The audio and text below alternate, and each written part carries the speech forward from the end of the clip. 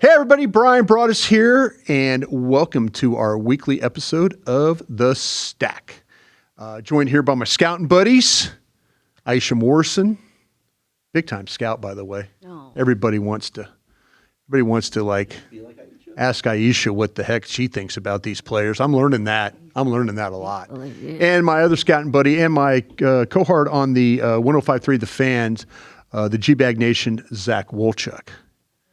Guys, Combine this week. What? Combine, not this week, excuse me, Combine next week. We knew what you meant.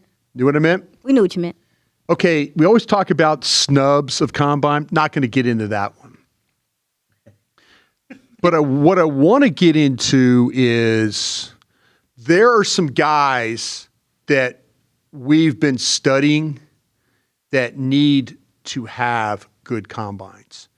And I kind of wanted you guys to come up with some names of guys that you've looked at that, hey, they need to run.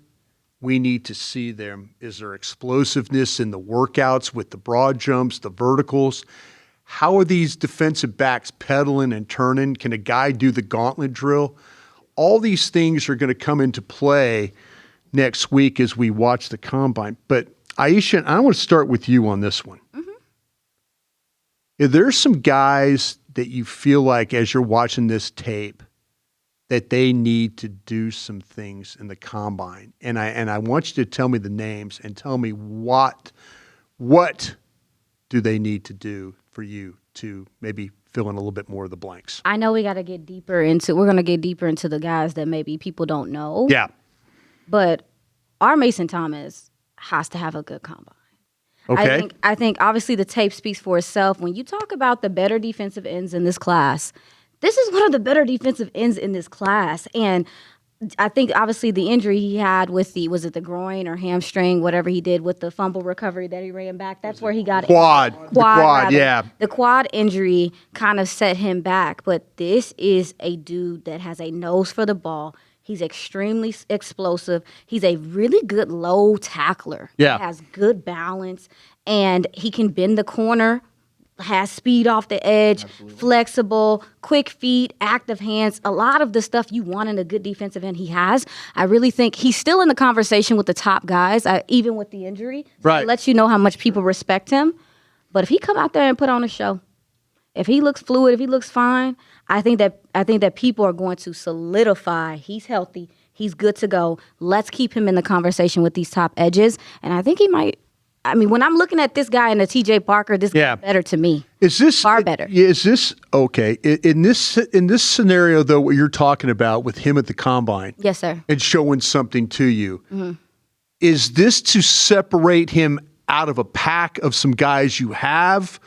Or is this a deal like, hey, I'm trying to rise this guy into the bottom of the first round? Or maybe are you trying to get him, if you're Dallas, just say, for the Dallas sake of things, and I know we like to be the one-stop shop here, by the way, but if you're talking about, are you trying to move him, do you have questions about him maybe being a first-round guy?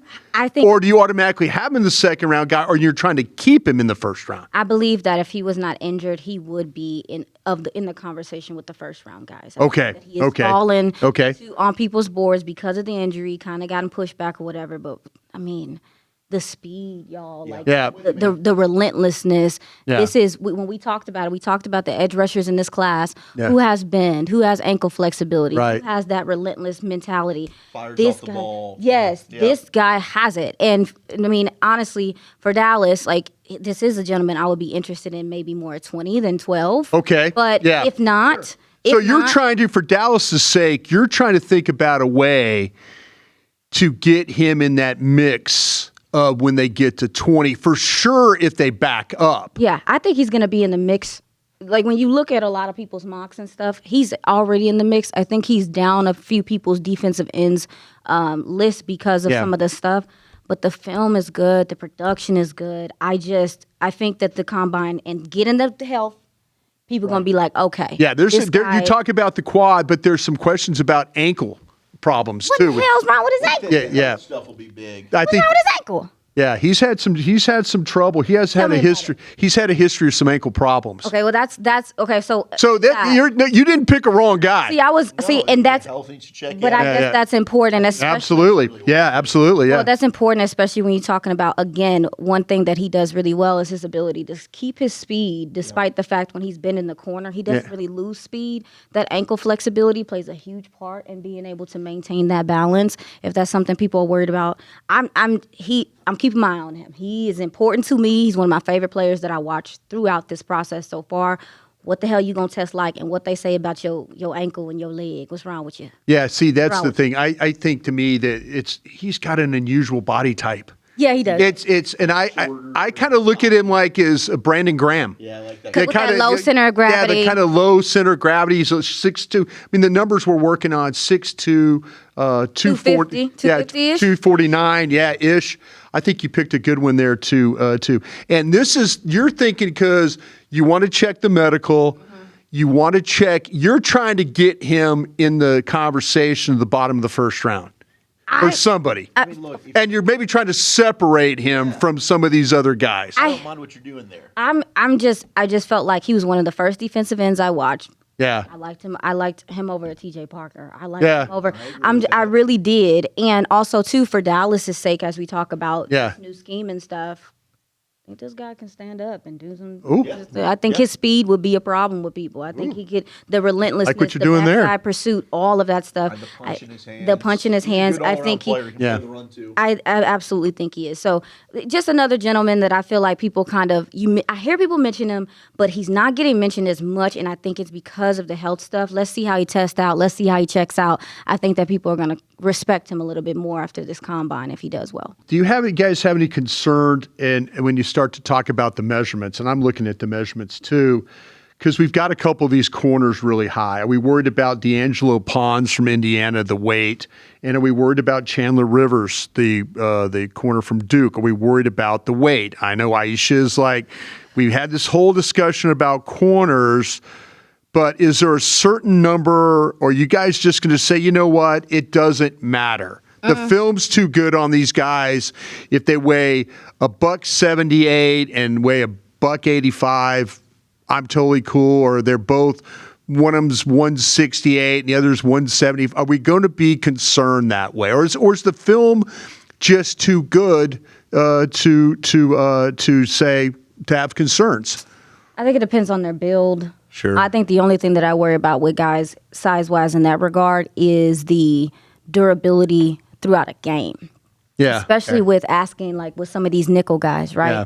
You asking them to come up and tackle. You sometimes asking them to come up and set the damn edge. Yeah. And if a team decides, hey, I'm going to do this to you all day and I'm going to wear down your corners, are these gentlemen able to physically do that? Also, too, love them to death, but Emmanuel Forbes, that gentleman. That's one that always gets you. He comes up, but that's why I said I think it depends on the build, because these two gentlemen you're talking about in Rivers and Pons were not built. They're not built like how Forbes was, which is really lanky, really slender, very slender. Yeah, these guys aren't built like that. I think that their proportions feel a little bit more correct, I guess you want to say, than what his were. But also too, I think there's a difference between, I think what did he weigh at the Forbes? 166? 160, yeah, it was something like that. It was so 178, 180, in that range. I ain't gonna die, but I do wear 173. 173. He was schmiddles, and I think but I do think that the only thing I worry about with that is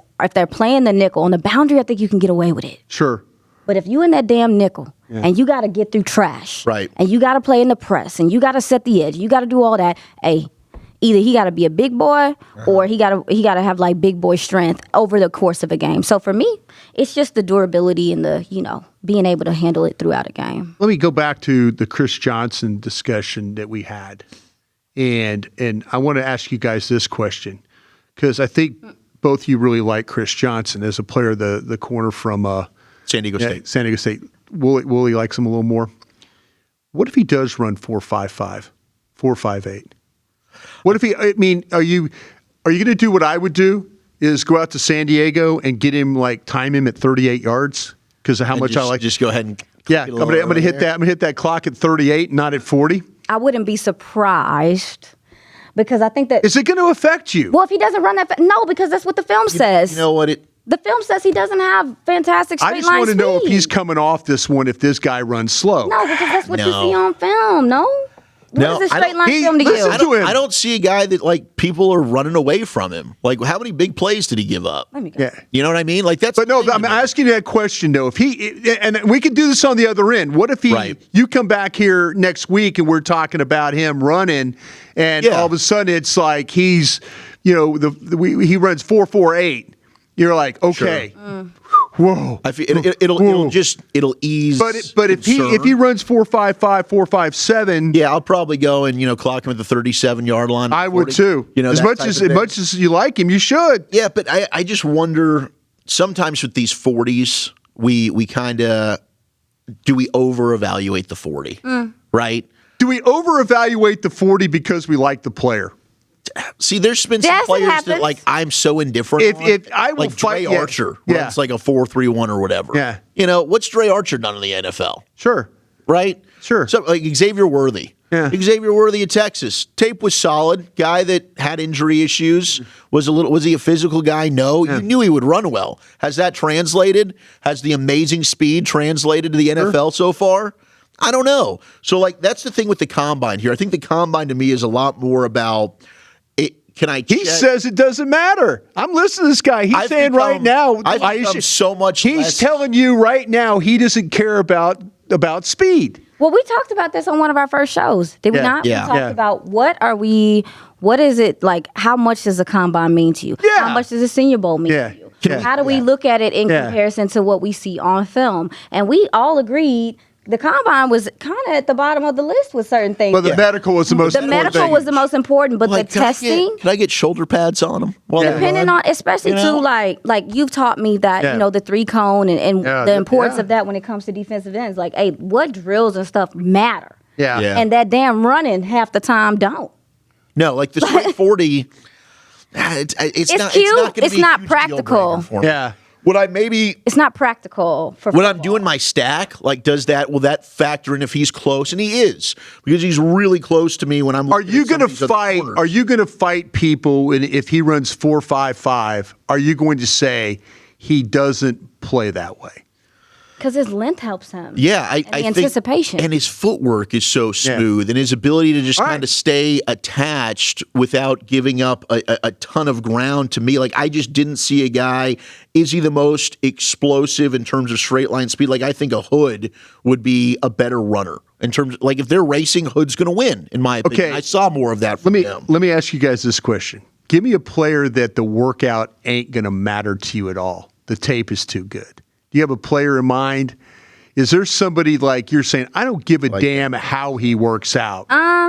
Is there one of these receivers? Is there one of these one of these edges? Is there somebody you're going to look at, you're going to say, I don't give a damn. Now, you could probably say it about Downs, right? Right, yeah. Caleb Downs. Yeah. I don't care how he works out. But is there somebody as you're looking through your board that you're saying, Broaddus, I don't care. I don't care how he pedals. I don't care how he does this. I don't care how he does that. I'm gonna look at my safeties. The tape's too good. I'm gonna look at my safeties. You got I feel somebody like I that, might have a Zach? Safety. I think for me, Jacob Rodriguez is in that conversation. Sure. He's sick. But I do think that he's going to test well. I think it's Mekhi Lemon, the wide receiver from USC. So you don't give a damn about the workout, Not right? really. Like if for some reason he ended up with like a slow 40, Yeah. I don't care.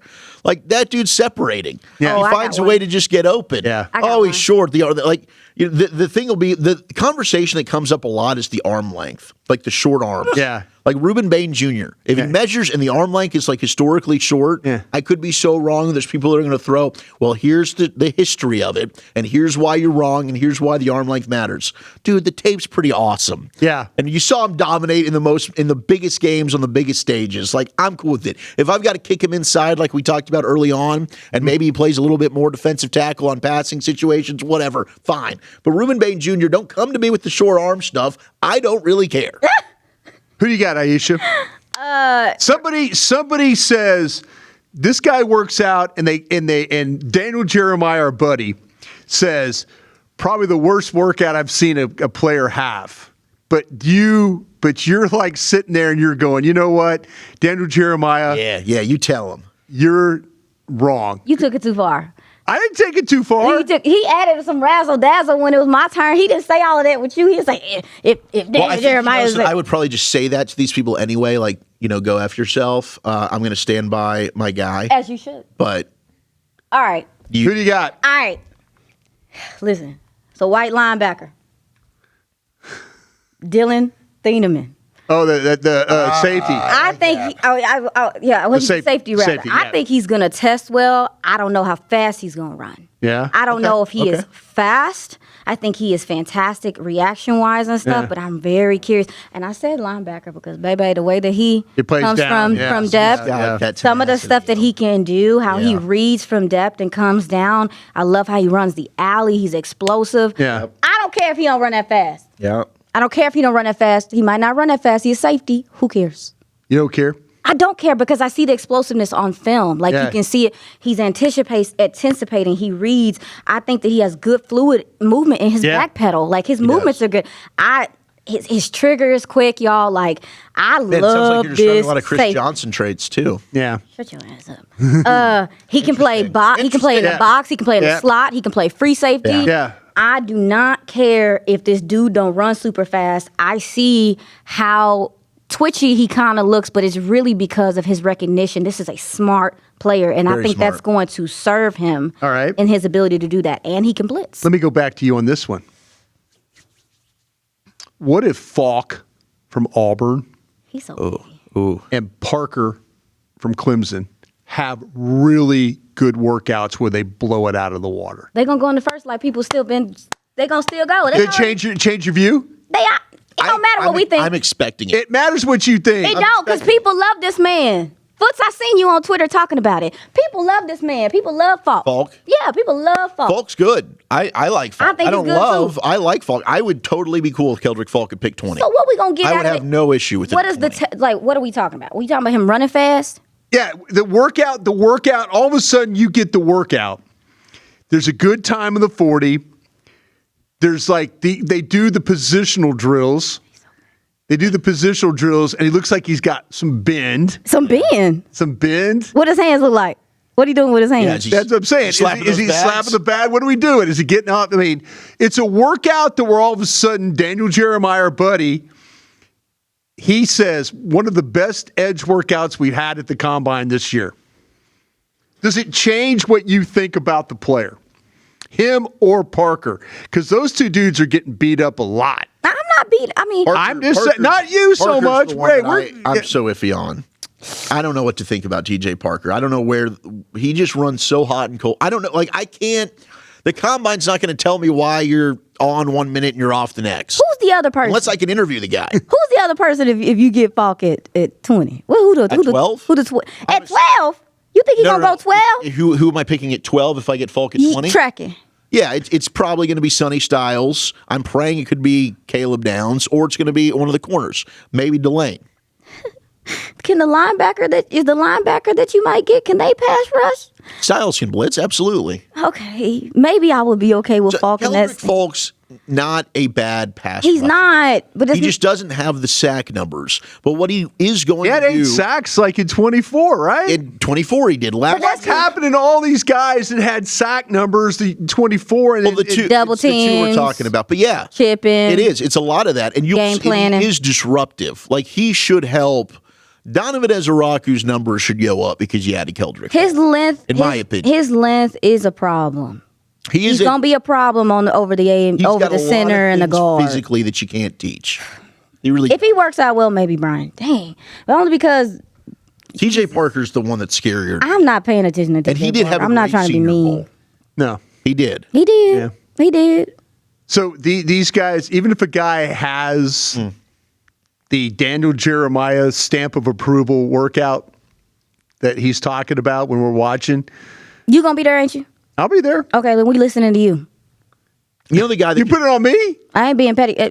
Hey, love you to death, Daniel Jeremiah, but you know the if guy Bryan there, I'm listening to him. That I could change my opinion, and I could end up just like going. Here you go. Say it. It's Emmanuel McNeil. Yeah. It's the safety from Toledo. Yeah. Because there's things on tape like you could put him in the first round? Or you have first round right now? He could sell me at 20 to take him. If his workout's that good. If his workout's that good. Because it's 6'2". You know he's going to be able to, he's going to backpedal and turn, and he's going to be real tall, and it's going to look smooth. And that's what's going to end up making me gush over it. Yeah, and you see it on tape, but it's like, my gosh, a 6'2". Like, I remember the Patrick Watkins, right? Oh, Florida State. Too leggy. Like you get a safety that's that tall, and he is, like a high-cut guy. Like, McNeil Warren's one of those dudes. He's like but to see a guy that size move and turn and flip his hips like that, that's when you can say, oh my gosh, that looks like a corner. That's a safety. I mean, we're talking about C.J. Bullock from USC was a guy that I thought is your corner. Kind of a similar body type. He's been phenomenal at Houston. You think he could have some flex? I think he could have some flex, but I think I would keep him at safety, and he could sell me on taking him at 20 with an outstanding combine. Yeah, man. I agree. His length and how much space he can take up in that third part of the field stands out. Also, too, you talked about, the blitz ability, pressures, blitzing. And he's a remember me kind of hitter. Absolutely. He's a thumper. He has violent intentions when he comes to tackling. A thumper. 10 forced fumbles on in 3 seasons in his career. Another thing that stands out for me, too, is he is a thumper, but disciplined. Yeah. One penalty. Yep. Yeah. My gosh. Yeah. If you want a guy back there manning your backfield in that way, you want a disciplined guy. This guy that he knows how to set the tone, but also, too, not do too much. Yeah. And I think he recognizes the run well, too. He does. He absolutely. I think he that explodes to the ball. Yes. And his ability to break down as well and kind of get low for a form tackle at that height is also impressive. Sticking with the safeties, I need my guy A.J. Halsey to have a good combine. Because he's kind of gone. I put him on my list. Talking about him. He's kind of gone under the radar, I think, because of the build, too. Because he's thick. He's really thick. He's thick with 2 C's. He's a thick dude. But also, he is. Another thing about McNeil, he'll bait you. Yeah. Oh, he will. He'll bait you, and he has some awareness. Yes, he has some awareness in zone where he can bait you. He's going to be a problem for tight ends. If you want a guy that can cover tight ends, I think he would really fit into somebody's scheme and be like, hey, take this guy at the game. Please tell me when you guys get to Zach Wheatley from Penn State. Ooh, oh, he's good. He's really good. Watched him this morning. You watched him this morning? Watched him this morning, he's brother. a good player. Yeah. You want to tell me about him? Yeah. Tell me about him. He's another gentleman that I think Penn has State, to test well as well. Safety, yes. Safety, yes. It's annoying because it's like every safety we end up watching. It's hard. I haven't seen this. Like Kamari Ramsey's probably the guy that I didn't love. Is everyone else I'm kind of watching and I'm like Ramsey from USC. Yeah, and he's not bad. But I didn't love him. Somebody on Twitter asked us to talk about him. I saw the page response to it because we haven't really talked about him. That sucks. Anyway, who was it to ask about? Ramsey. We hadn't really talked about him. We did a show with the safeties. Did we talk about him? Kamari Ramsey. We all went and gave a breakdown on him. Yeah. So go ahead and hit the stack in one of the previous episodes where we break down safeties. You can get your Kamari Ramsey report there. You want to talk about this Wheatley from Penn State? Yeah. You gonna talk about him? Go for it. Okay. Kazee Wheatley from Penn State. Zaki Wheatley. It's all right. It's all right. Zaki Wheatley from Penn State. He is 6'2", about 200 pounds. Yeah. I believe he plays with good length and fluid movement for the position. Yeah. I think that his strengths are he is an instinctive player. Mm-hmm. The way he flies to the ball with recognition and anticipation, and also too in zone. You see him. You're looking for those guys to sit on the hashes. Yep. Read the quarterback's eyes. I think this is something that he does very naturally. When you talk about him in coverage, he's sticky and he has good flexibility to stay and mirror receivers, tight ends. Yeah. Which I think, again, as we've been talking about these tight ends becoming more receiver-esque, you need guys that can cover them and have the size to. Yep. This guy does. And run support, he's very willing and effective to come downhill. He finishes his tackles pretty well, and he's not afraid to play close to the line of scrimmage. Sure. This is not a guy that's afraid to. Like you know what you're talking about. Yeah. He has a nose for the ball. Yeah, he does. He's going to take the ball away. Yes. He's going to track the ball in the air. Yep. I love his trigger and how quickly the closing speed. Yep. And he can come from deep. He can come from deep, or he can come from intermediate places to come down and fill gaps. I think that his range is is that of Range the is one of NFL best level. in the class. Like, I mean, I think he's a true freak. He can really go from here to here in a hurry. And I mean, the guy can play. Shout out to Matt Owen, Professor O, put me on to him, told me to watch him. I watched him over the weekend, and what he can do with his footwork in those tight windows and break on the ball and read the route. This is one of my favorite watches, especially from the safety position. Let me ask you this question, This then safety there, class. young scout. Yeah, what's up? Thieneman, McNeil Warren, him. Stack them. That's tough. This is a true free. Yeah.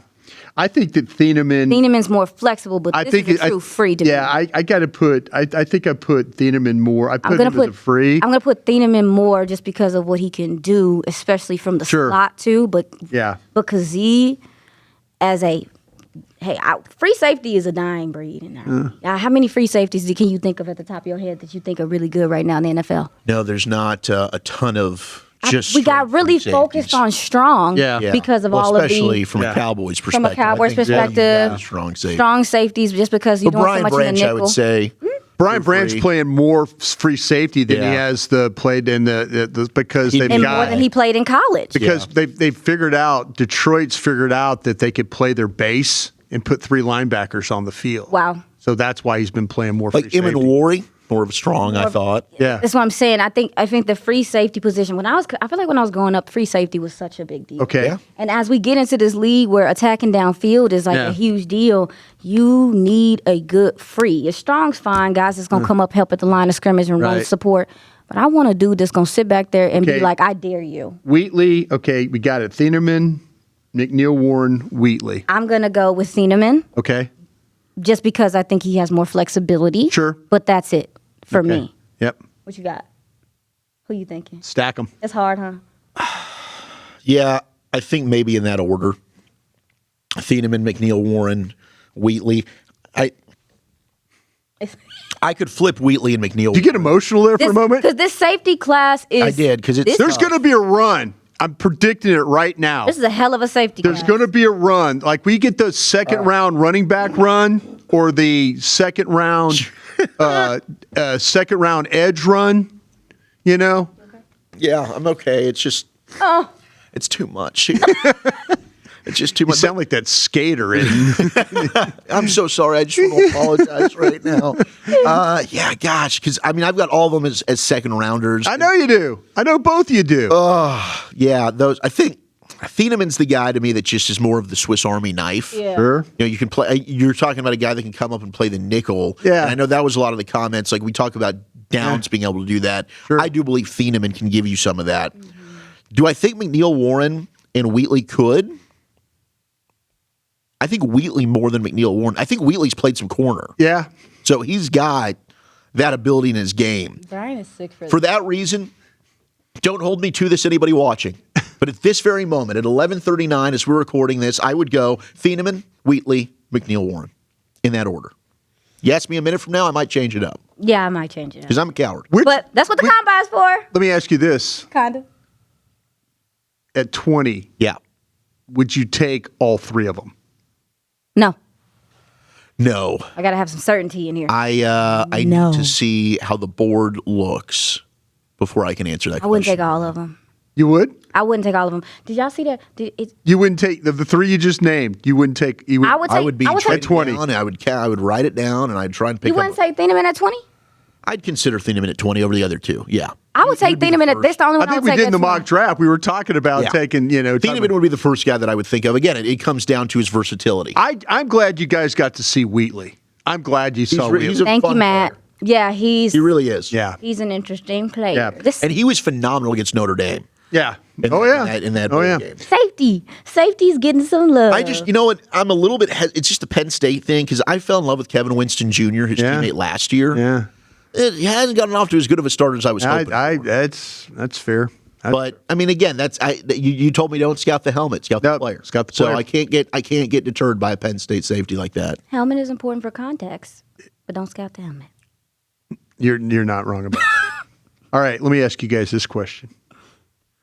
These 320-pound defensive tackles, Big humans. Oh, dude, you know who's going to just wow? Tell me at the combine of the 320-pound defensive tackles Gosh, is going to seize the day. Wolchuk. Lee Hunter. I think Lee Hunter's going to just Texas Tech. crush it. Yeah. Now I expect out of all of these guys, the person I think is going to be the wow is Caleb Banks out of Florida. I think Caleb Banks is an absolute freak athlete. The arm length, I think he's going to test really well. I think you're going to see him move really well. He scares me a little bit. Yeah? He does. He's another one of those guys where I was like, Scout in the helmet? oh, just No. where was just a little high. Yeah? For his size, like, is he a 1? I kind of had him more of a 3 than a true 1. He can take on double teams. I think the upside's there. But I think he's a traits guy. Mm-hmm. Like, I think right now that's a player that I'm drafting more for as a coach. What can I do? Can I get that ball of clay and mold him into a star? Is he a star right now? I don't think so. Not a finished product. Is this? Let me ask you this real quick, Iisha. I'll get to you on this, but let me ask you guys this question. McDonald on your board from Ohio State, kind of the number 1, the first defensive tackle at a 1 technique for you guys? McDonald? I think Ohio State? My first one outside of Banks. But isn't Banks coming off the foot too? Are we worried? We waiting for medicals on him too? Yeah. Yeah, I think so, yes. Because he's coming off a foot injury as well. I think that might be why he wouldn't be. So everybody kind of going in feels like that McDonald from Ohio. Tech, yeah, McDonald. As the one tech. All right. Is it his to lose then? Bad workout? No workout? Is there somebody what you mentioned, the Christian Millers, the Hunters? I think Lee Hunter. The Banks. I think Lee Hunter could steal it from him. I do. I liked Lee Hunter's tape a little bit more. I think that Lee Hunter did a lot, obviously, too, what he did at the Senior Bowl, getting all those eyes at him. I think people are going to be looking to see how he performs. I can't remember. Did Darrell Jackson did he get a combine invite? Let me see. I got the list up here. He going to blow that thing up because he just like to. Yeah, because he's a really good athlete. People are going to love the athleticism from a defensive tackle. He's going to get people's attention. I think that's a really good conversation. I think he did. I don't think he got. Yeah. Yeah. Yes, he did. Okay. Well, yeah, this is another guy. People gonna come out being like, "Who the hell is this?" And then they're gonna go look at his tape and they're gonna be pissed off because they're gonna be like, "Dang, he ain't had that much production." But then if you go keep looking for real, you're gonna see this. They start double teaming, triple teaming. There's also something to be said, and I get it, like the lack, because I'm knocking guys like T.J. Parker. Yeah. And we've talked about Keldrick. Sure. But like, do you see a guy get better and start to stack better production at the end of the season? Mm-hmm. I think that might be a case of, yes, you did see that. What frustrates me is, like, I'm watching a player like T.J. Parker, and you see it. Like, I see the athleticism, the bend. Like, I see the ability of why he came into the season as a projected top 10 pick. Mm-hmm. But why can I not see that for 4 quarters from you, week in and week out? Okay. That's the frustrating part. So how do I tap in to get that? Now, that's when you need to learn the why. What is the context? Was there something going on there? Mm-hmm. Was it a coaching issue? Was it the fact that the season just went awry for Clemson? Is that a fair excuse? Maybe not. Maybe that would make you even more deterred. Mm-hmm. Because I want a guy that's going to be locked in no matter what. If we end up being 5-12, that's not an excuse to go out there and put out some lazy tape. Mm-hmm. And lazy might be a harsh word, but that's what frustrates me sometimes when you're watching. It did it with Will McDonald. Iowa State. Yep. Who's turned out to be a good player with the Jets. Right. There were times I saw like a fullback blocking him. Yeah. I'm like, dude, you should dominate. You are an athletic piece of God's gift to the football world here. What is going on? I should not see a guy being able to block you here, but he has turned out to be a really good player. T.J. Parker might end up being that. Will Anderson, too. I remember going back and looking at his tape. Yeah. Mm-hmm. But that last season, he was like, I'm chilling. I ain't interested in it. I actually caught him in the airport leaving the combine, and I had a small conversation with him about it, and I was honest with him what I saw on tape. Yeah. And I think this is, again, that's why the combine to me is important, because we are going to hear some insight about from these meetings. We are going to hear some insights on these interviews. People are going to these guys are going to be able to stand up there on the podium, and people like you and Bryan will be able to go over and be like, hey, listen, your tape looked real good, but what happened to you in those last 4 games of the season? You can ask these guys these questions. We'll find out a little bit more about kind of what was going on with them. And I think that that's like the beauty of what this stuff is for. Yeah? Absolutely. Because it doesn't make, if it don't make sense, you better go watch it again. Ask more questions. My final question for you guys. Are we going to get some clarity on the best offensive tackle coming out of the combine? With Malinois, Fano, Proctor. Is this thing going to be, are we going to get, when we leave Indianapolis, are we going to say, listen, because we know the Utah kids can all work out. Mm-hmm. We know that. But are we going, is your prediction of who is going to be, when we walk out of Indy, who is going to be, everybody is going to be raving about which one of these offensive tackles? I don't know if, let me see, I don't know if he got an invite or not. Let me go look. Freeling? I think he's there. Yeah, the kid from Georgia, he's in. I think there are people who have questions about him. Being the best tackle from Georgia, Freeling. Monroe Freeling, tackle out of Georgia. Right. I think it's going to be I think it's going to be important for him to test well, just in conversation to some of the better tackles in this class. Sure. I think that he's in the conversation, but again, is he going to separate himself with how he tests out? What do you think? Yeah, I think he can separate himself as the clear-cut best left tackle. That's my dog. For sure. Appreciate you, bro. Because I think he's better than Lomu, the Utah kid. And you were talking about... I got the Arizona State kid above Lomu. I do. Yeah, I do too. I do too. Look, it's not like Lomu is a bad player, but there were just things with him. He can get tall, and that's where I think it's easy to break him down for edge rushers.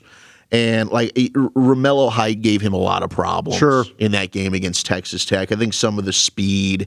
He opened up his hips a little bit. Yes, he can compromise himself. He'll lose his outside shoulder. And the recovery was not nearly as impressive as his teammate on the right side. Mm-hmm. So Freeling, to me, I think when it comes to his athleticism and his ability to sustain blocks, I thought was better than Lomu.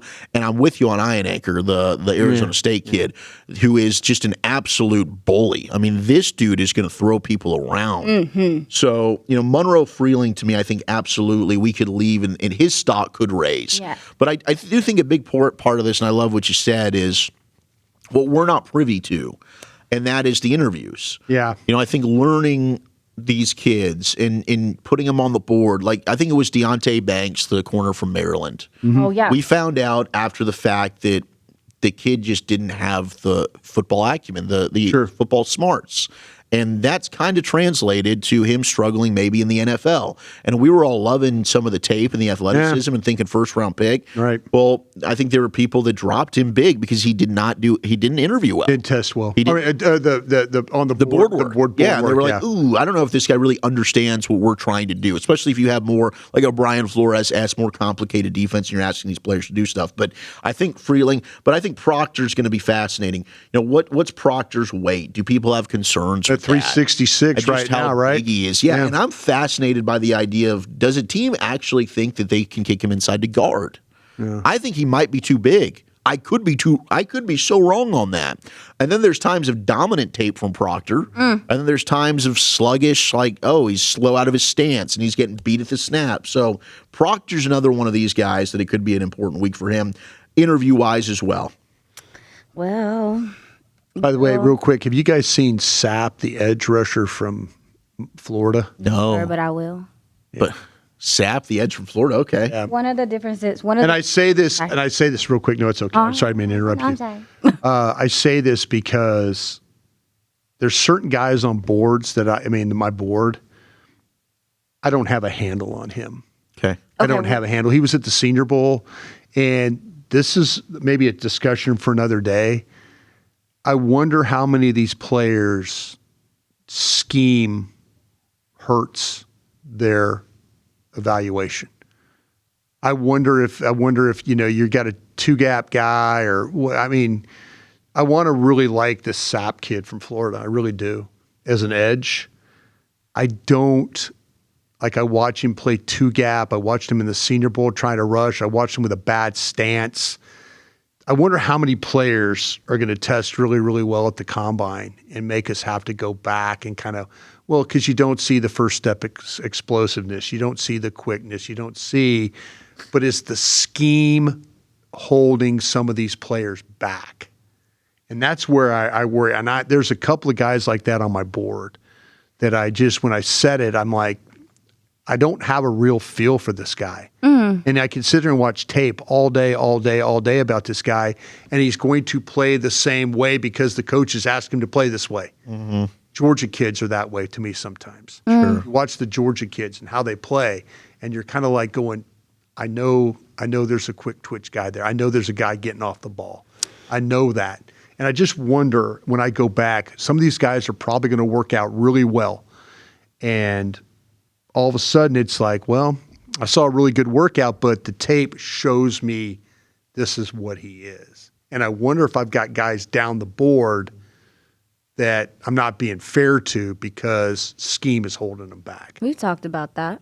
Yeah. It's an important portion of it. I hate that. I hate that feeling. We've talked about it. Like, even when I don't know what draft it was, but we were looking at the wide receivers. Yeah. And I remember us saying, like, one of them, they use him so much in the screen game. Yeah. We didn't really know, is this a yak guy or not? Because he's in the screen game. Right. He's not catching the ball on the run and going. Like, it's important. I send them to me so I can dig and be nosy. Yeah, that's Sap from, like I say, there's Florida. guys from Florida. Take a peek. He was at the Senior Bowl, and you could watch him one-on-one pass rush, and there's some good there. And then you watch him at Florida, and this is a good-looking kid. I mean, a really good-looking kid physically. And I think he's one of those plays the run, but where's the pass rush stuff? I'm afraid there's going to be some guys I'm going to get wrong because I don't know if the scheme is hurting their development for what they could do in the NFL. He's got a similar size profile to R. Mason Thomas. Yeah, he does. Which we were just talking about. Can I say one more person? Absolutely. Please do. Oscar Delp, tight end out of Georgia. Yeah. Okay. I believe his testing is going to be important. I lied when I said that. What was that gentleman's name? I lied when I said that it wasn't Trigg. Who was the one that I thought was the best blocking tight end? Endries? I lied.